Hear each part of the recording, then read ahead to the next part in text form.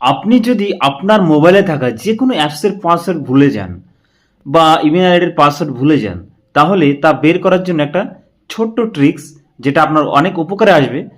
তো আপনাকে বলছি, চলুন ভিডিওটা দেখতে থাকুন। এর জন্য আপনি আপনার মোবাইলের সেটিংয়ে চলে যাবেন। সেটিংয়ে গিয়ে সার্চ করবেন গুগল। তো গুগল অপশনে যাওয়ার পরে এখানে একটা অপশন আসবে অল সার্ভিসেস, এখানে ক্লিক করবেন। এখানে যাওয়ার পরে আপনি একটা অপশন দেখতে পাবেন autofill with Google. Autofill with গুগলে ক্লিক করার পর আপনি দেখতে পাবেন একটা অপশন রয়েছে Google password manager. Google password manager click করে আপনি দেখতে পাবেন সেই সমস্ত অ্যাপস, যে অ্যাপসের পাসওয়ার্ডগুলো আপনি গুগলে সেভ করেছিলেন।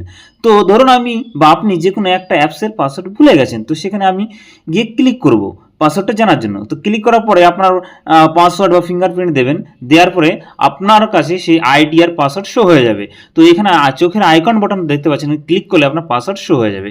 তো আশা করি আপনার উপকারে আসবে। অনেক ধন্যবাদ ভিডিওটা দেখার জন্য।